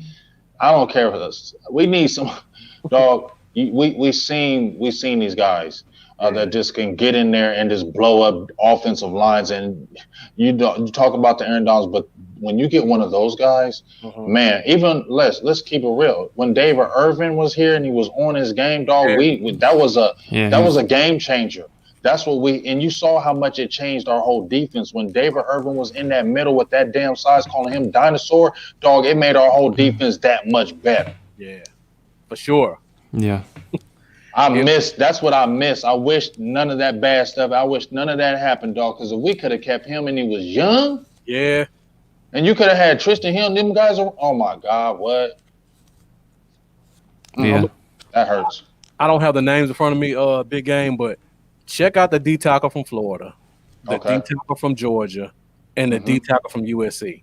Now, I've seen the D tackle from Georgia. I've seen a little bit of highlights on him, so I'm definitely gonna jump on him. But I will get on that ASAP, good sir. And the Alabama, I ain't even gotta say Alabama because you know you. Yeah, for sure. That Georgia D tackle is scary. Like, I seen the size. I'm like, whoa. I seen that size. Like, that's what I'm talking about. Get your butt in there and kill people. Not in that literal sense, fellas. But we know what it is. Now, the kid from Florida is just as big, but he's probably more athletic. Like, I would be shocked. He's 6'5", 340. I would be shocked if he didn't run under a 5'1" in the 40. See, I mean, you feel me, fellas? That's what we need. We need that 6'5", 340 that's athletic and nasty, can just move. Man, dog, we need that. Like, we need that on our defense. Like, fellas, we need it. We need it because I'm tired of us being close. I'm tired of us being underachievers. I'm tired of we need nasty. Just like my guy in my comment, I didn't get to see it. We need nasty. Too many times I feel like we're just not nasty enough. People can push us around and just do what they want against us. I'm tired of seeing that. You know, I love what Antoine Woods did and Randy Gregory did, slapping that ball out of his hands. I did too. Yeah, I love seeing that. Can we get that every single week from y'all? Can we all fight like that and get nasty and say, we don't give a hell who you are? I don't want to see the swipe every time. I want to see y'all getting after people. Right. Definitely. Now, somebody in the comments, those asked about Shane Basham. I like Shane Basham, but I feel like we don't have a spot for him because you either got to put him at left defensive end or 3 tech, and both of those spots are full right now. So I don't want to see us have to get a guy and then put him somewhere else unless he's just head and shoulders the best available, which I don't think would be the case. All right, so before we move on to the last segment, so going into next year, we got Tristan Hill coming back, Neville Gallimore. Do you rotate both of them at 3 tech, or do you let one of them play one? Because I know you want that big nasty 1 tech, like you just said. Rotate them. Figure it out. You can rotate them. You can let them play. Rotate them. I don't want to see Gallimore playing the 1 because I just don't think that's the position they forced him at Oklahoma like that. Yep. I want him to be the 3 tech and be able to move and be versatile. And that's what Tristan Hill's position already is, the 3 tech. So let them go ahead and bang it out and let them get some good rotation because they rotate them anyway. You can keep it like that with them, but we need a nasty guy by himself to do his own thing. I don't want to see that. 100%. Right on board with y'all on that. Yeah, for sure. And Mendoza, I know we can talk draft stuff all day, but Paye from Michigan, I really like him. I actually love him, but we don't have a spot for him. That's just one of those things that's going to happen this year. It's a lot of left defensive ends in this draft. And like I said, I don't want to play him out of position just to get one of them. All right, so we're at an hour 30. We normally try to get out an hour 30, but I got one more thing I got to talk to you about before we go. What's up? So we got free agency coming up this year, and we got a lot of guys on the last year of their deal. So real quick, I just want to shoot a couple names out to you, and you tell me stay or go. Should they stay or should they go? Okay. All right, we'll start with the offense first. So first of all, we got one of my favorite players. I know a lot of people bash on me for this, but Noah Brown, I believe, is in the last year of his deal. Stay or go? Do you keep him as your Stay. fifth receiver? Okay, so you with me? Stay. I was super down on Noah Brown for life. I said, why is he on this roster for the last few years? He stepped his game up. Yeah. We finally got to see receiving skills, and I think that was the last staff to really give him a chance to show his receiving side. And you can finally see it now with this new regime. So why get rid of it? And he's not going to cost a lot of money. Definitely stay. Great blocker, great special teamer. It makes sense. Cheap. Yeah. I was saying since March he would make this team, and everybody disagreed with me that I talked to him. I didn't think he was, but when I saw him in that daggone few of them catches, I was like, he's staying. Yeah, most definitely. Especially the little bit we got to see in the game that they wouldn't show any stats on. I thought that was CD. I was like, right. CD? Oh, okay. I did too. Go ahead and keep him. Yeah, for sure. All right, so we go to the offensive line. We got two guys. The left tackle. I won't say his name for me. The left tackle. Cameron Irvin? Yeah. Go. Okay. All right, so we got one more. This one might be a little tricky. I don't know if it is for you or not. Jumbo Looney. Do we try him for another year or do we let him go? That's tough because he's a good locker room guy, and I don't think he's going to cost a lot of money. I think I would like to bring him back, but it's honestly with him, it's going to be money. He's going to get a starting job somewhere, I think. Yeah, if he wants to try to get some starter money or feel like he can compete for a position, then hey. Yeah, it's definitely going to be money on that one because it's a job out there for a guy who can play center and guard in a pinch and give you quality snaps. We've seen a lot of guys leave Dallas as, average players on the O-line and get a good salary starting like offensive tackle Jeremy Parnell when he did it. There's been those guys, they always seem to find a starting gig somewhere. Rosa, the kicker's not going anywhere right now. He's under contract for quite a few years. I would hate to see them lose money on the kicker. But he's been doing pretty good. All right, so now I think that's pretty much it on offense. So now we go to defense, and the list is a little bit longer. So we'll start first off with Tyrone Crawford, last year of his deal. We should have had the $8 million for him already before this season started. Hey, granny hips. That's granny hips. He finally did something though in Pittsburgh. Finally. Now he got COVID. No, and that's no. Hey, I hope he gets better from that because I don't want anything that. But you know what? At the end of the day, I said y'all. We all know a lot of people been on it, but bye. I was at the front of that waving that flag. Mm-hmm. Let's cut him immediately. It was no point in that. I really don't understand it. You could have saved that money, and it was like you're talking about the locker room. Like, no, I mean he's been. Up, big game. I think your phone's ringing. Big game. I'm here. Okay. He's back. Hold on 1 second. Do your thing. My Bluetooth. Hold on. But people were talking about that whole leadership thing, and I was asking the question: outside of D-Law, who was on the defensive line with him? Everybody's gone. How can you Yeah. scream leadership for? I'm just gonna talk while you handle your Okay. business. How can people like scream leadership for a guy and nobody's there who was with him at the time? Yeah. It was ridiculous. I don't know, man. All right, big game, you got your situation taken care of. Yeah, I'm just hold All right, on. all right, we're on defense right now. I got one, two, I got 5 names for you, and then we'll get out of here. All right, I know one of them. so of course. So next up, and if Big Game hadn't got his stuff taken care of, now but you and I take care of this one. Next up, we stick with the defensive line, and we got Antoine Woods, which we kind of talked about. He's on his well, technically, I believe he'll be a restricted free agent next year. So we possibly still retain the rights for him, if I'm not mistaken. Do you know if I'm correct on that, Big Game, about Antoine Woods? Is he a restricted agent next year, or is he unrestricted? But let's assume he's unrestricted.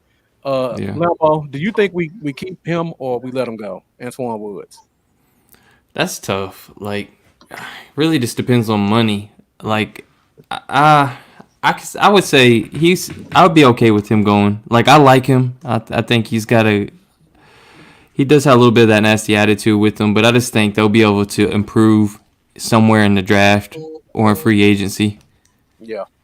Mendoza, and thank you for correcting me because I think he's a restricted free agent too. Yeah. What I think is going to happen is he won't get a first or second round tender. He's going to get the draft tender, which is your draft position.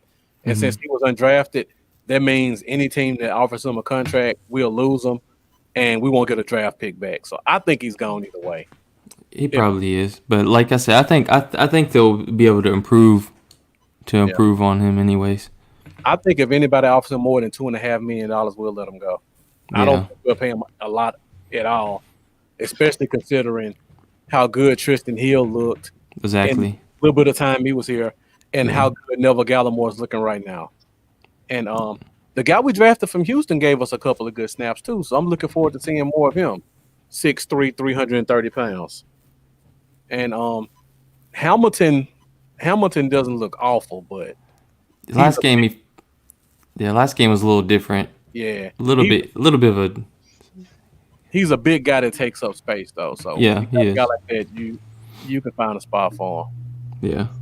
Yeah, and like you said, Brian, depends on money and if we draft. Yeah. I'm really looking for us to. I think we can get a start in one tech in the third or fourth round in the draft. So Oh, good one. a good one. Yeah, Yeah. I like these D tackles in the middle rounds as plug and play starters because every one of them I like except for Marvin Williams is a mean, nasty, high motor player. Marvin Williams looks good from Florida State, but he's very hot and cold to me. And hot and cold D tackles scare the hell out of me because I get flashbacks of Rashid Hageman and guys like that who Yeah.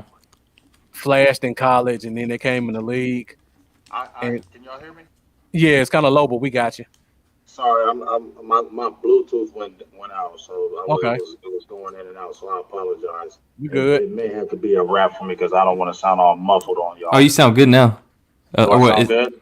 Yeah, good enough. We can hear you. Okay. We got I'll like try 3 to more. mess with it. I apologize. No, you Oh, it's all good. So if you don't want to just talk too much, you just give us a stay or go on these guys. Hold on 1 second. All right. Who would you say is the front? Mendoza, elaborate on that. The front runner of them all in terms of what? I'm assuming you mean like the front runner in terms of D tackle position, but I don't know. I think the USC kid is probably kind of leading the pack in terms of draft, but again, it all depends on what people like. I'll be honest, I don't start digging into the draft until right after the season ends, and then I start hitting it hard. Yeah, So- Marvin Wilson, he looks so hot and cold to me. I wish I could love him, but I just get flashbacks of so many D tackles who in college look good one play, then the next 5 plays they disappear, and then they go in the league and do the exact same thing. But in terms of talent, he's probably one of the top guys. Oh, I love the Florida kid. I think his name is Slayton, if I'm not mistaken. If you told me I can get Slayton in the third round, I'm jumping up and down because that's the type of guy I think can come in and change the culture of your front seven because he's just big and mean and high motor and athletic. So I think he's gonna have a good combine at 330, and he's gonna probably push his way into the second. But if he doesn't, I'm all over him. All right, big game, we got you back. Yeah, but I think my thing might be down. All right, let me just run through these. Just give me stay or go for these last five. Okay. All right. So we'll start off with this one. Hopefully you don't go crazy over it. Xavier Woods, stay or go. Man, what? Don't do that. Hey, I'm just going down my list. Go. So I'm assuming go. All right. I'm cool with that. Okay. Joe Thomas, stay or go. Ooh, I like Joe Thomas to stay, but you never know. He may want to get a starter job. That's the same thing with Joe Looney with me. Yeah. If you want to go out there and get that starting money, I'm gonna go ahead and let him go. But if you can fit him under a good contract, I'm definitely with him staying. Okay. That's a money 100%. decision. All right. Sean Lee, if he says he wants to retire, Bye. Cowboy. Yeah, it's time. It's time. Hey, I had somebody say put him as a defensive coordinator. Shoot, let him look at Linebacker it. coach. I'm cool with. I think he might be good. A daggone great defensive coordinator. I think he might be all on it. So keep him in the building, let him grow, and I'm cool with that all the way. But football, Right. Okay. The two corners, Jordan Lewis. I think Jordan Lewis. I love Jordan Lewis, but I think his time is gone. I think he's going to want to get a starter. I think he's had enough of the back and forth with the Cowboys. He may never say it, but I think Jordan wants to see if he can compete on the outside and get him a starter job. I just think his time has run out. Yeah, for sure. Like I don't know how anybody could watch him in college and watch him lead the college football stratosphere and pass his defense and be a two-time All-American and only give up 3 catches a game. And you say I'm gonna put him in slot. It made no sense to me. You know what? That's what frustrated me because they put him in there because he's his size. He has the long arms, but he's an outside corner, and we've seen shorter corners go out there and compete. There's been too many players in the NFL and it's already been shown. I've seen guys say they'd rather have the 5'10", the 5'11" guys because they're easier. You can trail with those other bigger receivers. They're more athletic, can open the hips better. It's just a better way to go for them. So you cornerbacks got to be 6'2" and 6'3". No, they don't. So I just think he's got the bad end of the stick, and I just feel like he's going to want something else. And I just feel like it's one of those things where you just got to split that. And Adoree Jackson is the same size as him. He was a top 10 pick. And I think Lewis was better than him in college, personally. All right, so we kind of talked about Awuzie. You said you really want to make sure we get him back. I like Cheeto. Okay. I do too. I want Cheeto back. Even when you watch Cheeto get passes caught on him, Cheeto was always there. Sometimes I was talking about this yesterday with BJ Nick. We was talking about how people would complete the craziest passes on Cheeto, like he'd be right there, and you'd be like, "How did this dude just complete this pass on him, dog? Like he was like all the way right there. That was Like perfect 1 inch of space to complete the pass. That's where it goes. I like Cheeto. I get frustrated with him sometimes, but I like him, and something about him. I just like him, and I think he can grow with Diggs and get him another really nasty corner around him. He can be really good. Yeah. I'm still in love with Cheeto's college tape. I can't get off of it. He was amazing at Colorado. And he's athletic. He's got good size, and he'll tackle His speed, man. Yeah, I'm going to stay on Cheeto. His junior year, I think he had 4 picks, 5 sacks, and 80 tackles at corner. Ridiculous. Mm-hmm. Just the type of guy he is. All right, so we got the last one, and we'll let you go out of here. And that's Aldon Smith. Yeah. That's a tricky one, though. You think the money spirit, I want him back, but I just feel like since he's been out the league, I worry about the decline. Y'all know what I mean? I worry about because he started out good, and I'm not saying he's playing bad, but you could see his size difference now. where he's not that super athletic guy before. He's still good, but I just want to worry about his athletic decline quickly. I know you're a freak, but you never know. And that's why I'm a little nervous about that. Like if you put money for him and then he declines quickly, and then you're like, damn, we stuck with that contract. Right. So Another I'm gonna put maybe just not fair. I got a big question mark right now. yeah. I need to see the rest of the year. Yeah, exactly. And I'm right there with you because we still don't know. He looked good at the beginning of the year, but It's kind of fell off a little. kind of fell off a little bit. Yeah. And it could just be fatigue because he hasn't played in 5 years. But I don't want to pay 12 million, 8 to Big 12 money, million then he falls out. off. You get what I'm saying? You don't know. You really don't. Big question. That's too tricky for me. Let me ask you this one then. Let's say we could get him for 5 million. It's probably not I'm possible. cool with that. All right. And William Coulter, Because I mean, Steven's all about talking about the money, and we already know how he is. So he gonna probably try to undercut him. That's what I feel like he is. But like you said, a 5 million, I'm good with that. Okay. No 8, 9, 10. I mean, I'm not even trying to hate on no man's pockets. Like I promise, that's not what I'm coming at. But if you're looking at the dollars and cents where it makes sense, so far you're trying to spread out the money to your players and other things, that just makes the more dollars and cents thing to me. Yeah, most definitely. All right, so big game, man. We really appreciate your time, giving us almost 2 hours on the bye week. I know you got a lot going on in your universe, so we just appreciate you coming in and just giving us your wisdom and dropping this fire knowledge on us. So before we let you go, let everybody know where they can find you at and when they can watch you. Check me out on Silver and Blue Nation, my YouTube channel. Just type it in. Also, I got my Silver and Blue Nation Facebook, Big Game James Facebook. Check it out. We just have a good time. Keep the latest updated. Cowboys news. Like to have fun. Also, follow me on Twitter if you like it. Ye Exchange. You see the name right there. Just really started going a little bit harder on Twitter, so having a good time with it. But just like to talk that Cowboys football and try to talk the real and try to come as passionate and as honest as I can. Try to bring good guests out there. We're gonna have Kyle Humans. You guys had him. Y'all know about him.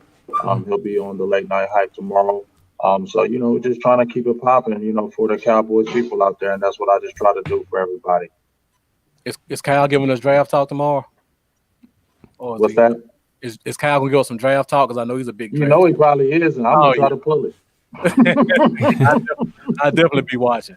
So you come on by yourself on Tuesday nights, and then you do late night hype on Thursdays. Is that right? Or do you guys kind of switch? Yeah. See, like we're usually Tuesdays the late night hype every night. But we had the bye week. We've been going hard in the paint. Just for shows. You know how it is, just doing shows on the regular. You going hard on the paint and just life on the outside. With this little break with the bye week was good. Hey, the players do it. Shoot, these us content people need it too. We get tired too. Yeah. Well, with that being said, we definitely appreciate you coming in and giving us a few minutes. Most definitely. Hey, well, I appreciate you guys. Offering me. Like I said, I'm always that I felt grateful that you got in my inbox and asked me. So. Like I said, I'm always grateful to jump in there with guys that are talking Cowboys football and have a good time because it's always a good time we can sit down and talk Cowboys football with people that know the Cowboys like yourself, and that's always like a good time whether you winning or losing. Yeah, 100%, man. So thanks again. Definitely thanks again for coming on. Just keep killing it out there, man. Hey, appreciate y'all. All right, I'll be watching. I'll be in the comments again, like I'm always am. All right, man. Hey, y'all have a great night and be safe. All right, see you, Big Game. Peace. All right, so that was Big Game James joining us tonight. I hope you guys got a lot out of that because I know I definitely did. He brought a lot of knowledge, and I just love his perspective on stuff, for sure. Yeah. Everything was very well said. Almost, I'd say literally probably like 99.7% of what he said was literally what I was thinking or had in my mind. So I really liked his thoughts on everything. Yeah, for sure. All right, so Lambo, is there anything we didn't cover tonight that you want to talk about in terms of team? I mean, I know we hit a lot, an hour and 50 minutes. We pretty much went over everything. Everything, yeah. Everything. One thing that I still kind of, I'm not too cool on is Andy Dalton coming back starting this week. I do have to kind of say, I don't know. Like, I know he's the vet, but I felt like Gilbert was hot. I would let him keep rolling with it. But, they didn't have tape on Gilbert either. So this week coming up could be a completely different story throwing Gilbert out there with a week of tape on him. So yeah, we'll see what happens. So we let this man answer the question. Let me ask you this, Lambo. How short of a leash do you think Dalton has? It's another one of those us versus what the Jones. That's true. Like, I don't feel like he's got a leash with them, but I feel like if it was up to us, I'd have him on a short leash. But I feel like he could go out there and throw 3 picks and they won't pull him out of the game. This is kind of where I'm at. I wish I had one, Rosie. I wish I had one.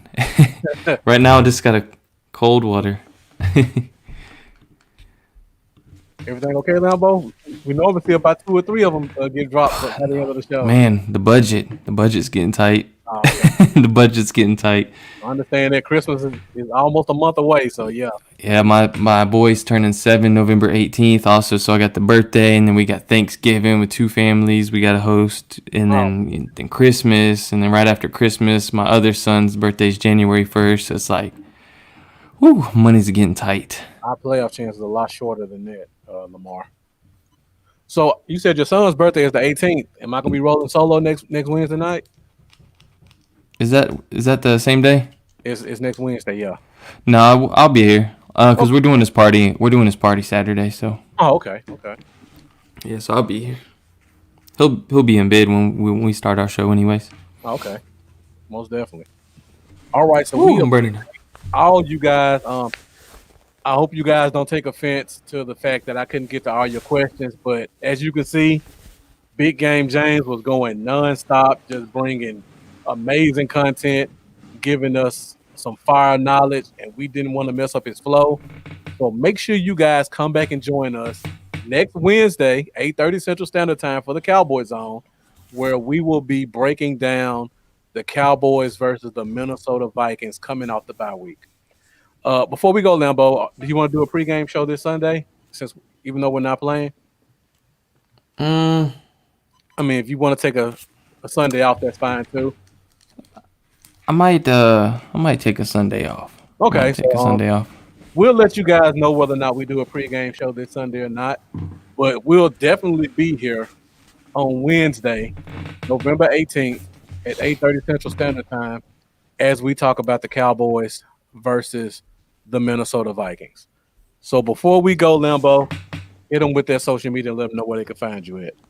As always, guys, you can hit me up on Facebook, Twitter, and YouTube, as well as Patreon at Cowboys Y'all and Instagram at Cowboys Y'all 88.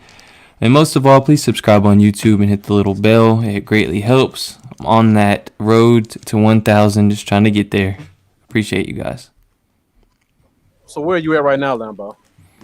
Man, honestly, I hit a roadblock. I think I've been stuck on 595 subscribers for like 2 weeks.